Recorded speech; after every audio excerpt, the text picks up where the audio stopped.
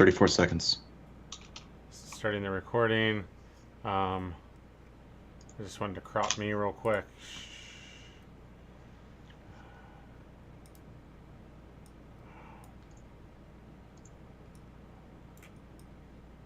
Oh, geez, I'm freaking huge. Shrink a smidge. There we go. Put me there. Actually, I'm in the background of everything, so I'm good. Okay. Start streaming. Unfortunately, I still got the old stuff. I did update one of these. Well. All right, we should be live now. All right. Unfortunately, I have the old countdown still.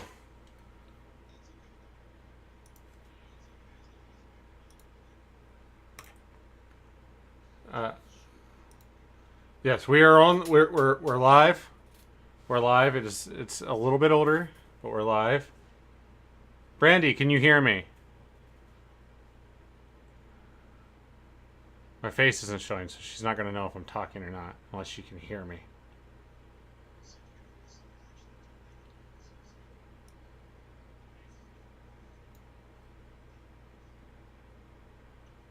I can hear me. No, desktop audio is not on the countdown. Whoops. That's all right. Through. Hello!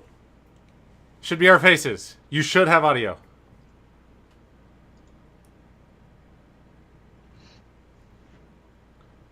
Got it. Can you hear you? We're good. Ooh, baby. Guess who gets to host again? This moron. That's right. Mm-hmm. Sorry about that. I didn't hear whether I was listening to you or the playback. Okay. So let me pull that back up and mute the audio so I know I'm listening just to you. Well, that was frantic. All right, that sucked. So, basic rundown. We started the stream. My audio wasn't coming through, some sort of issue. I'm hosting now, new stream key, all the works. But Facebook requires a 10-minute downtime between live streams. Good stuff. Stupid Facebook and their millions of dollars. That was really stupid. Now we know for next time. Now we know that we'll have to go through all of that jazz again. But yeah, for some reason, Zach's audio was not coming through on my end, even though I could see it in OBS. Skype just wasn't transferring the audio over to OBS in the recording or the stream. Well, now Zach's hosting, so my Skype is completely out of the question. It's just transferring audio to him.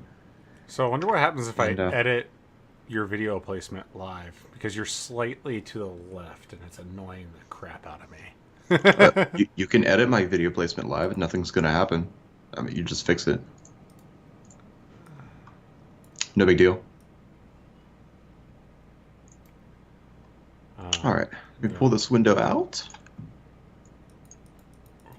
Nope, that's not doing what I want it to. Nice. I think we're good. I'm going to leave you there. I will fix this another time. Okay. I just put you back. Okay, put me back.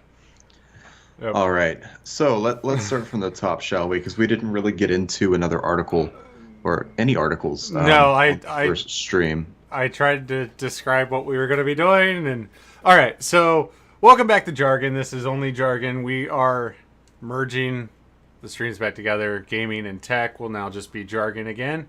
It is August 19th, 2017 at 7:20 p.m. No. All right, so... Well, and that's all accurate, and that's Eastern time. We're starting 20 minutes late. Facebook. Yeah, Facebook. All right, so today we're going to talk about Google Home gets free phone calls in the U.S. and Canada. Boop, just told you everything about it. No, there's a lot more. But YesOJO produces a Switch dock with a twist. Cox Communications charging customers extra because they're jerks. Ashes of the Singularity. Escalation 2.4 update. Twitter's partnering with the Weather Channel. SpaceX news. Pokemon Ultra Sun and Moon. Ultra Sun and Ultra Moon. Let me be specific. There you go. So jumping right in, because we did lose a bit of time today. Yep. I'll start with that Google Home article that Zach briefly mentioned. So Zach, if you would, go ahead and pull that article up on Jargon. Oh crap, that's on me. That is on you. You're hosting now. Yeah. I gotta adjust some stuff and do some things. It'll be up momentarily. All right, I'll dive into the article then. So it looks like Google has been working on bringing a feature to Google Home that they promised back at Google I/O 2017. So with this feature, Google Home gets free phone calls in the US and Canada. So the feature began rolling out to the US and Canada customers on Wednesday, August 16th. That was this past Wednesday.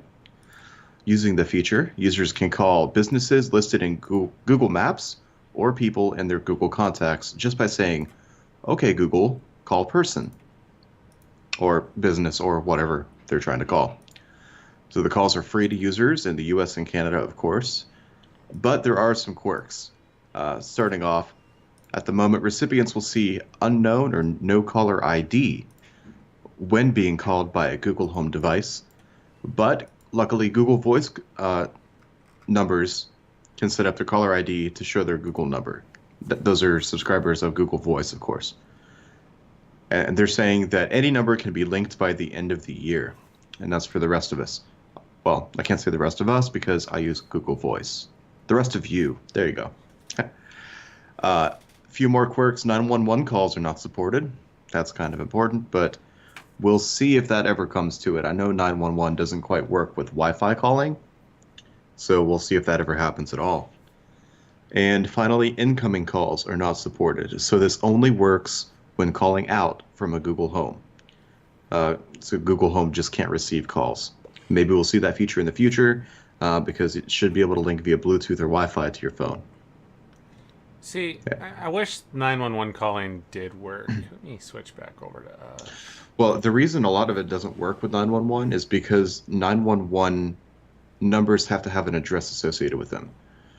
So it's called a 911 address. If you set up Wi-Fi calling on any kind of Android or iOS device, you have to set up a 911 address inside of your phone too. That's so if say you call 911 and you're explaining your situation and somehow the call gets disconnected, they still have something to refer to send help. Otherwise, they're kind of left hanging. They don't know where to go. And that's the part that actually matters. I see. So, I get it, but at the same time, like, it just, if it does get supported, you're going to have to be able to add, like, hot feature stuff. Like, Google Home. Or be like, "Okay, Google, order me an emergency pizza. Someone's in the house." Yeah. It'd be a lot easier to scream across the room, too. Like, "Get help, Google!" Well, I'm sure there's already an app for that. I think I've seen it in the past where you can, just call some number and... What was it? There was some feature where you could either text a number or call a number and have like a text message forwarded to someone automatically, or like there was an app where you could press a button and it would automatically text like your significant other or an emergency contact or something like that. I'd have to dig around, but I'll probably forget by the time I get a chance. I don't remember. I don't remember the movie. It was in a movie or a TV show or something, but I just remember a long time ago I saw either a movie or a TV show, and somebody was in the home and the woman calls 911. No, it was an abusive partner, I think, and she called 911 and was like ordering a pizza. And I don't know, it was just that something like that. It's always fascinated me, like being able to like secretly disclose like I need help.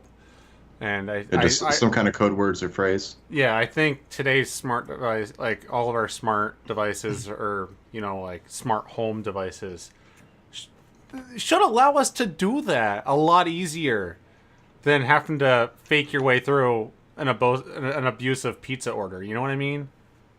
An abusive pizza order. Well, I'll make an app for that. You can do this. I just don't want to. I want somebody else to do it. Okay. That's the That type someone of else is not me. that's the type of attitude that enables people. I'll think of something. Okay.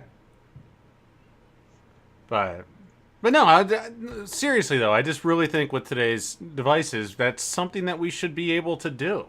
It should be totally possible to have a device with a chain, a word chain or command you could give that's not obvious, but is like recognized, well known throughout. You know what I mean? I don't know. I kind of get what you mean, but I still think a button would be faster. So if you just get whatever app I'm thinking of, I expect you guys to read my mind, of course. If you get whatever app that is and you just have it handy, you could just unlock your phone, hit the button, and go. What if they chopped off your hands? Well, I think you're kind of SOL at that point. Because you're already apprehended, right? Okay, Google, I lost my hands. Call Mom. Sorry. Fair enough. I'll let you have this for now. My comments aren't working. My comments are also not working. Oh, and I went to the wrong place. Well, somebody's selling a cheap SSD because I clicked the wrong thing. Not working.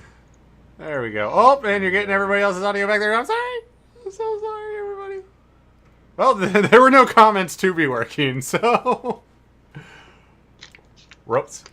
All right. You want to take the next article? Yeah, moving forward. Oh, so the first article was on our website. Just saying. It was an article written by Derek himself covering the Google Home thing. Yeah. And Try to be fancy with it. Call your mom with Google Home. Do it. Call your mom anyway. All of you. call your mothers. Once you're done watching our podcast, call your moms. Except for Katie, you don't have to call your mom. I've talked to your mom. Nobody should call your mom. That's a rough time. Wow. I mean, I get it, but wow. It's an intellectual thing. All right, so the second story, the one I'm about to cover here, is actually hosted on our website as well. Guess who published articles in time this week? Huh? Guess who? You? Yeah, it was me. Yeah. Cool. What a guest. Hey, and I took it easy with the categories like you asked me to. I have three things, three tags. Yeah, we'll have to work on the categories later on because they're a mess right now. They are a mess. You sent me that message this morning, and I was scrolling through the hour-long list of categories we have available to choose from. Yeah, that's on the back end of our article system. By the way, guys, it's not anything you'll really need to worry about unless you do sort by category on our website. But that's kind of an intermediate feature. Don't worry about it. Just go to our website. Just eat popcorn. I don't remember where that's from, but that's what popped into my head. Really? Popcorn popped into your head? How convenient. It's just the line and the way it was said. It's, just eat popcorn. Okay. And Soviet Russia, popcorn eats you. So, talking about OJO's new Switch dock. And that's what it looks like. Alright, so OJO is launching a new Switch dock. Son of a gun. Switch dock called the OJO. That is also a portable projector, which is freaking baller. So I'm gonna switch back to our faces. Okay. They kept the basic design of the official Nintendo dock. It's obviously a lot thicker than the original dock. I can't reach the Nintendo Switch box, or I would show you the original dock. But it's a lot thicker to allow for a projector to fit inside, stereo speakers, and a 20,000 mAh battery, which will allow you up to 4 hours of big screen play. So by big screen play, they're talking about the fact that you can vary the projection screen from 30 to 120 inches. So I'm Cool. guessing the 120 inches is what they were labeling by the big screen, you know? At least I'm hoping that's what it is, because if that's 4 hours at the 30-inch size, like, probably for the price of this dock, buy a 30-inch TV. Well, here's the thing. The screen size shouldn't matter for the battery life. No, that should all be based off of distance. Yeah, distance and focus. And I guarantee it's an analog kind of like DLP focusing system. So, it's going to have a contrast ratio of 1,000 to 1, and the brightness is rated at 200 lumens. Ew.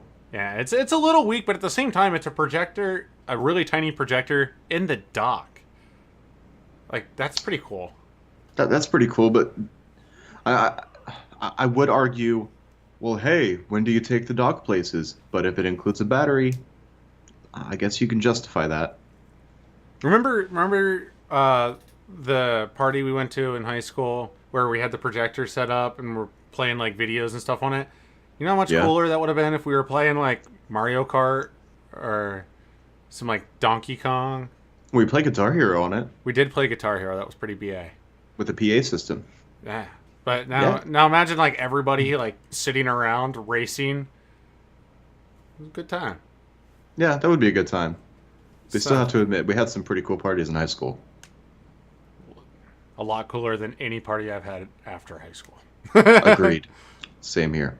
It also has an HDMI port, allowing you to connect other devices such as laptops, tablets, etc. to be hooked up. Currently, the OJO is in prototype stage, but yes, OJO intends to utilize Indiegogo's crowdfunding campaign, hopefully to secure enough funding to front 100,000 units. If the Indiegogo campaign is successful, they're expecting to be able to release in 2018. No quarter time frame, just in 2018. All right. So that would, if it releases late 2018, that'll put the Switch in like 2.5 out of a 4-year cycle. So it'll be a little late. I can't believe the Switch is that old already. Yeah, it's been out for a while, bruh. Yeah. No, I guess it would be that old. Probably it would be about 2 years into the cycle at that time. Yeah, and Nintendo normally updates it around that 4.5 year point. Yeah, they try to follow suit with the other two big guys, Sony and Microsoft. Yeah, and Nathan just said the Switch just released this year. That's what I thought. It's early though. Yeah. Like, I've had this guy for a while now. I don't even play it anymore. Well, moving on to the next article. It looks like No. Cox is going over the data cap just to cost you one way or another. I read that completely wrong.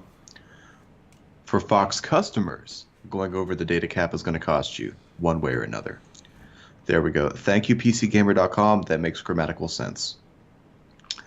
All right. So, apparently, Cox is charging their customers in select territories an additional $50 per month to remove their data cap entirely and avoid overage fees. So unfortunately, a recent trend in ISPs and data provision has been you get a data cap of X gigabytes or terabytes per month of data that you can use to transfer. And if you hit that cap or go over it, you got to pay up some money. So there are some lucky companies or lucky customers of companies, I guess, like myself with Mediacom. We have a 6 terabyte data cap with our current plan, but some customers are not so lucky at all. For example, I know Suddenlink on their basic tiers, it's like 250 gigs per month. You can easily go over that just by purchasing games for your Xbox. Yeah. I did a write-up on that a couple of years ago. I don't have it handy now, but no, I went in depth with with the math of it, and you can easily in one day go over that cap. So Cox, what they're doing is, let's say you have a 500 gigabyte data cap.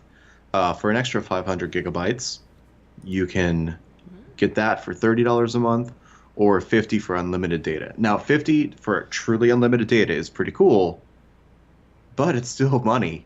you still have to pay extra money, and you're probably paying around that for your data anyway. So I hate data caps. We all Luckily, do, brother. We all yeah. do. So Cox claims this data cap only affects around 2% of their customers, and I wonder if that 2% is actually the high end of the spectrum, meaning individuals that use over, 700 gigs per month, or basically the 2% that use the most of their customers overall. I'm wondering if that's the case. If not, it's even more messed up than it sounds. So, I just want to throw this back. I was just reading over the comments again. I had to refresh everything to get my comments up to date. But yes, the Switch just released earlier this year, but it was much earlier this year, and the time frame that I stated was by the Q4 2018 was the time frame I was talking about, not now. That's why I said it'd be about 2 years old, or it'd be 2 years into its cycle when they released the dock if it was Q4 2018. Right. So I just wanted to make sure that was clear. It is clear. Got me, boy! Clear as glass. Clear as glass. All right. You ready to move on, or do you have anything else to say about these, about Cox? That's all I got.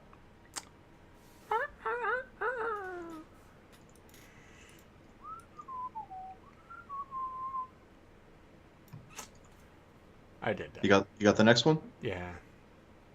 Okay. Ashes of the Singularity Escalation 2.4 update. What'd you say? Ouch. Oh. You peaked, man. You peaked. I'm sorry, everybody. Here, I'll just get really close to the mic and whisper for the rest of this. All right. Okay. So, we're looking at UI full menu rework. Makes the game more accessible with the new orbital ability icons, improved chat displays, and more. I think we're good now. Okay. we don't need to start an ASMR podcast. Hey, everybody. Let's. I didn't mean to smack it. I tried to grab it, and the pop filter hit my glasses, and Ooh, yeah. it made that clicky noise. Either way, all right. So, campaign and scenarios. 3 campaigns have been updated to refine difficulty levels. Adjust to changes. Adjust to the changes of previous updates. Improve user experience. Modders have access to more parts of the game, which will benefit from several changes that makes modding more intuitive. So, cool. Balance is another change, which changes to air units, anti-air, drones, and dreadnoughts. Will improve strategic. There we go. Diversity. The substrate receives some additional changes in order to differentiate. Wow, that word was really hard to say, even though I knew what it was. Themselves from the PHC. Yeah. Vulcan support. That one's That's freaking good. awesome. Yeah, it's always good for a game, especially a game that has an active benchmark that's used very frequently, to support all the major platforms. So having Vulkan support is awesome for Ashes of the Singularity. It's also just awesome in general because, Ashes of the Singularity runs very CPU intensively, but it's also very GPU demanding. And Correct. Yeah, it can it can take advantage of all of the essential hardware inside of a computer. I know a lot of people are like, well, it's just another top-down game like RuneScape, or but it's not. The Ashes of the Singularity actually has a very high density of very small moving objects, which just chews up CPU cores, but it also will just light your GPU on fire. Yeah, there are a lot of particle effects, and there's a lot of tessellation as well. So one of the big things about Ashes of the Singularity was like with the Ryzen launch, AMD was using that benchmark a lot to just show like the overall like multi-core performance that the Ryzen CPUs could throw out. Yeah. And it's true, obviously. Ryzen CPUs are performing very well, unlike their GPU counterparts it just released. Yeah. The compute power, however, on Vega will probably, with Vulkan update, by the way. So with Vulkan supported with the new Vega GPUs, which are insane on the compute side of things. Like, and we'll have more details on Vega 56 and Vega 64 next week. Personally, I'm waiting until we get a whole bunch of data from reviewers because we don't have access to the cards ourselves. Yeah. So just a quick overview of Vega, if you don't mind. After I finish this story, we'll just talk about what we know so far. But definitely full in-depth information next week for sure. But so with Vulkan support, however, and Vega's cards with the huge compute power and an actual processor that can handle that amount of, anything, we're going to see huge improvements to this game, especially on older GPUs that support Vulkan.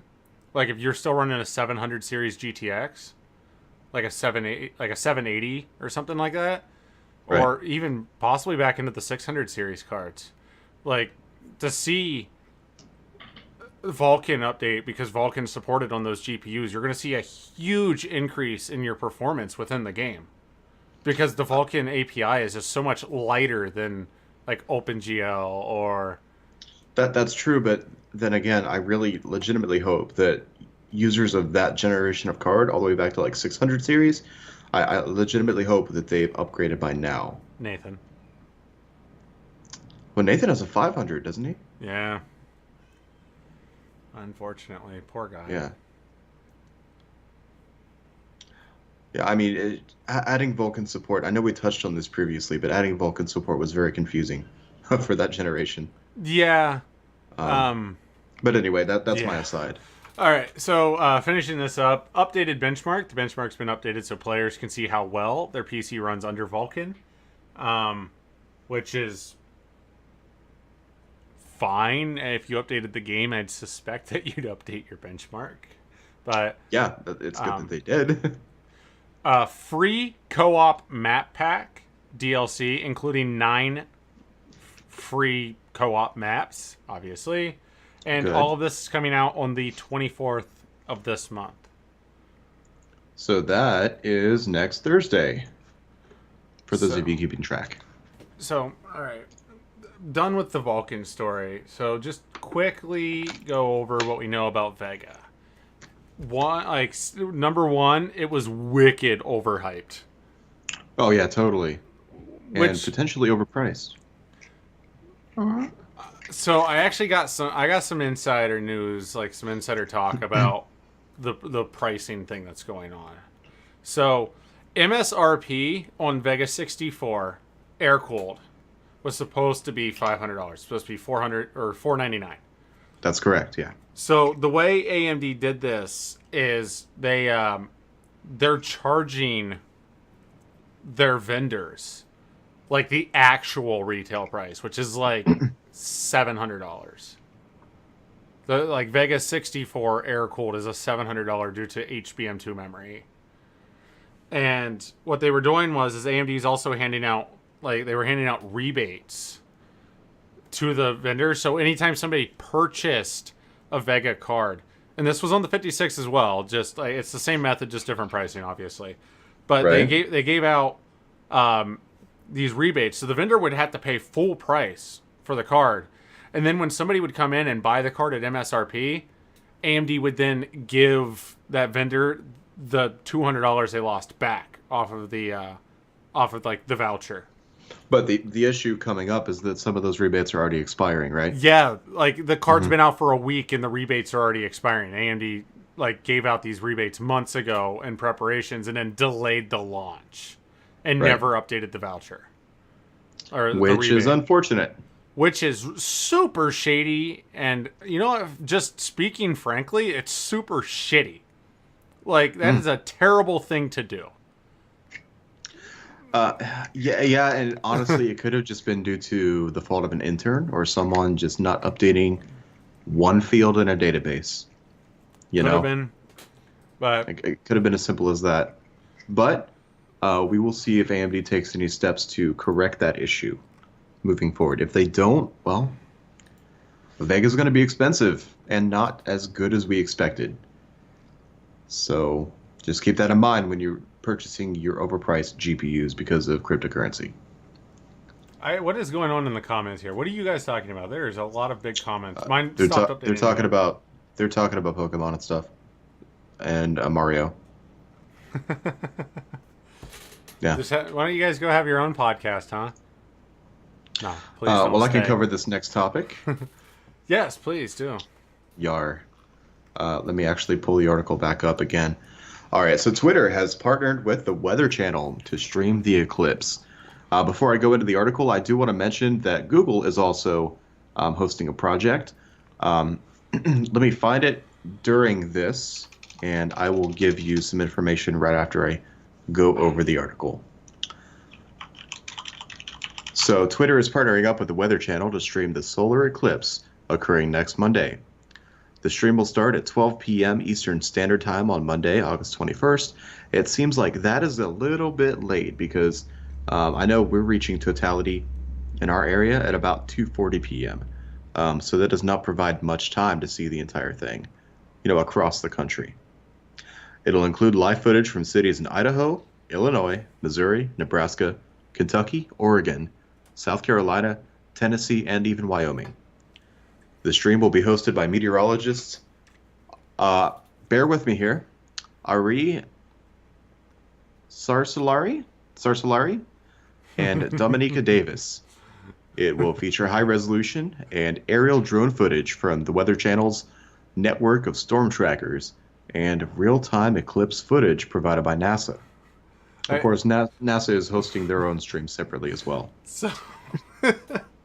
So on the full screen caps here, I kind of scrolled the article, and I scroll back to the top, and the latest articles thing's just scrolling through, right? And right as I scroll up, it just says, "Call your mom." Nice. I'm glad that's working. All right. So you'll be able to view the stream from the Weather Channel app, weather.com, and Twitter. So bear with me here. I thought I had this pulled up already.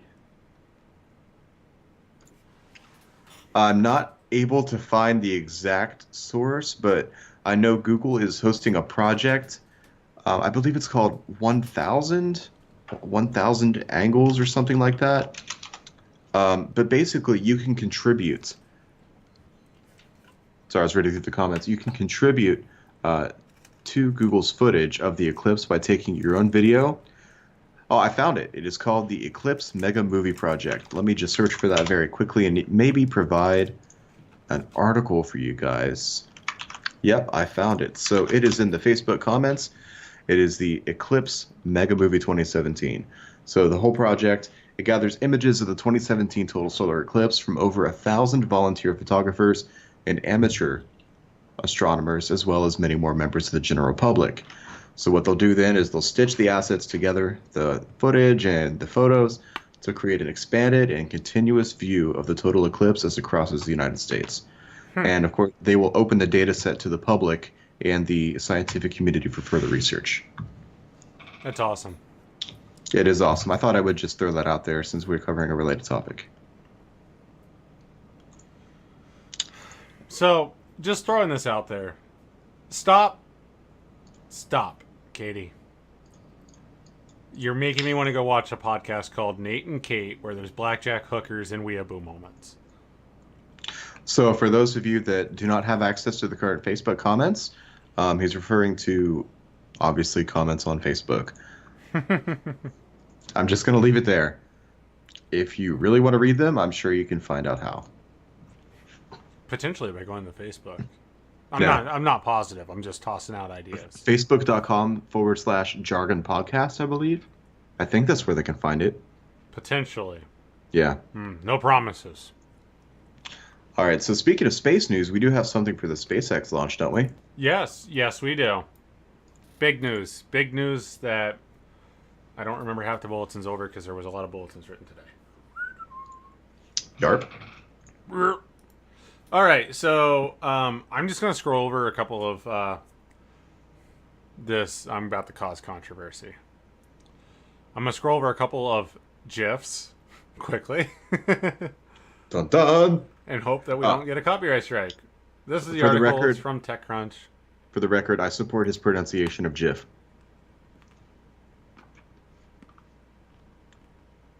Fight! Just for the record.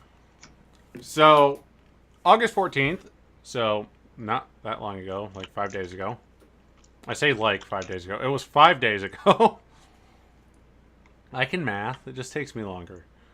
At 12:31 p.m. EDT, SpaceX launched a rocket carrying a Dragon egg. No, I'm just kidding. It was a Dragon capsule loaded with over 6,400 pounds of cargo set for the International Space Station. That's a lot of cargo, yeah. Yeah, it is. Rocket launched from the Kennedy Space Center, and Dragon had been set to rendezvous with the ISS on the 16th. So, that was 3 days ago. 'Twas. I can still math. After 1 month, it will return to Earth after leaving the ISS with around 3,000 pounds of returned cargo and land in the Pacific Ocean to be recovered. This success marks the 12th ISS resupply mission launched by SpaceX under contract to NASA. CRS-12's load was more than 75% equipment and material for experiments and scientific research, including a supercomputer designed to help humans travel to Mars. Travel to Mars. Mars. What are you doing on my planet, Rabbit? I miss all that. All of it. The All whole of thing. it. Yeah. Oh, shoot. Luckily, I get to rewatch all that stuff with Haley. Right? That's gonna be nice. You're going to bring her up on classic cartoons the way it's supposed to be, right? Yeah, the good stuff, of course. I mean, she has a 90s name, so what do you expect? Just throwing this out there, too. Like, as awesome as the original Teen Titans was, Teen Titans Go is like a funny, humorous spin on the seriousness the original show had. Just saying, it's worth a watch. Don't they have a meta reference where they watch themselves or something? I do believe there were a few in there, yeah. Cool. But do not be confused with the comic book. There's a Teen Titans Go comic book, which depicted the Titans when they were no longer teens. And that's a very dark storyline. The same named TV show is very humorous and meant for children. Understood. Don't watch the show and then buy your kids the comics because they will be horrified. Normally the capsules are loaded with more supplies for the astronauts on the International Space Station, but this was meant more for experiments to be conducted by researchers on the International Space Station during the remainder of this year and next year. Okay. An AR system designed to help astronauts improve the general efficiency was on board as well. Man, they got a buttload of tech, didn't they? Yeah, dude, they really did.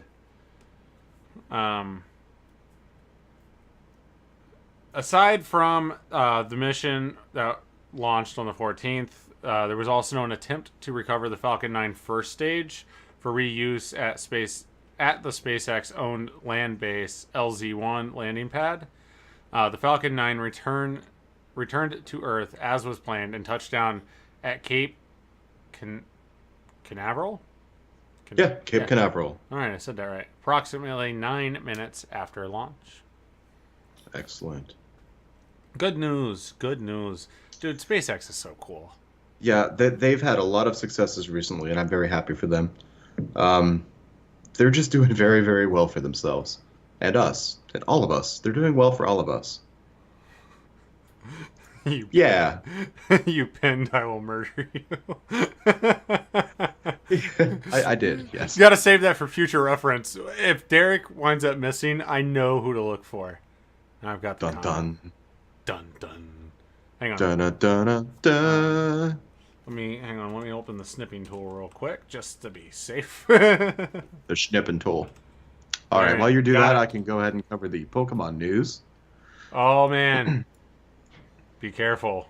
One misstep, and half of our audience is going to track you down. That's okay. I know how to cover my tracks. For you to learn how to cover your tracks too, visit our YouTube channel. I have a great article on how to regain your anonymity online. Shameless plug. All right, so Pokemon Ultra Sun and Ultra Moon is currently, are currently available for pre-order and will be available for purchase on November 17th, 2017. An early release video revealed, just a heads up, I'm not familiar with these new Pokemon, so bear with me with the pronunciation. Lycanroc's dust form. To obtain this form, you'll need a special Rockruff, which will only be available to those who pre-order one of the games. I want to make a YouTube series on our channel. Derek pronounces Pokemon. It wouldn't be too hard. Every time there's a release, we make money. It was also stated that there will be new forms of other familiar Pokemon, but no specifics were given. Here it goes again. We already know that Solgaleo and Lunala have upgrades. There will be new player characters to choose from and customize. The Z-Ring and Z-Moves. This is starting to sound like Power Rangers. Will still be featured in the new games along with some upgrades. New powers and new power-ups are expected to appear. Necrozma. I hope that's spelled correctly because that's how I pronounced it. Necrozma appears to play a larger role in the Ultra games. The player tries to seek out its connection to the darkening sky over Alola. All of Alola seems to have a map overhaul. Now, just as a heads up, I've not touched a Pokemon game since, third generation, on the Game Boy Advance. So, all right. I think the last movie I watched was Jirachi, or something like that. The movies. I think the last movie I watched was like Pokemon 2000 or something. But the most recent game was on DS, and I believe it was Diamond. And I played it for like an hour and a half, and I was like, it just hit me. I was like, I'm too mature for this. And I just set it down. And it's not that it's a maturity level thing, which I learned over time. It was a very immature thing to think I was too mature for a game. Correct. But it was just one of those things like I didn't enjoy playing it, and I was like, I totally wasted $50 because AAA titles used to be $50. Remember that? Yeah. Now, just to address some of the Facebook comments, Katie said you own Pokemon 2000. Pokemon 2000 was my lifeblood when it came out. I remember buying it at a grocery store on VHS, and that was the best day of my childhood life. Anybody watching, if you don't have the knowledge of what a VHS player is, research. That's what we're here for. Wait. Did you say VHS player? Yes. You mean a VCR? Well, that's what it's called, but it's also a VHS player. So Brandy said that once too, and I was just wondering, like, how many people actually remember the term VCR? Right? Because VCR when you think of was VHS, the recorder. Well, but it still played back. It still played back, but a VCR recorded to VHS as well as played back. I get that, Zach. But who didn't have a VCR? Who only had a VHS player, right? I don't know anyone that only had a VHS player, at least in, my lifetime, our lifetime. I owned one VCR, and I've owned like 8 VHS players. Really? Yeah. And the funniest part though is the VCR that I owned, it didn't record, it was broken. So it was essentially just a glorified VHS player that my aunt had gave me. I've seen a lot of tech over the years. I've seen a lot of junk. And I don't think I've ever come across one dedicated player for VHS cassettes. I've only seen video cassette recorders that also played VHS tapes. So, just addressing the comments, tell Shayla to be quiet, please. Oh, dang. That hurts my feelings. Well, on that note, that's all the articles we have for this week. Yeah, get me out of here because Shayla's being mean through Nathan. All right, we will have everything updated for the new reunified Jargon podcast next week. Again, we'll have updates on Vega 56 and Vega 64 graphics cards from AMD. Potentially Vega 64 Liquid as well. I'm really looking out for more benchmarks on that, but I noticed they're just starting to hit reviewers' hands now. So it might be around the time of the stream that we actually start seeing information on that. Well, we will keep an eye out for you. We'll have a few more articles on the website, and we'll have we'll have everything in line once again. But until then, happy week, everybody. Don't forget to go to jargonpodcast.com to read the articles that we talked about today. And feel free to share this video and our Facebook page to friends of yours that might be interested in our content. Have a good one. Bye. Oh, shoot. I have to end it. Yeah, you do.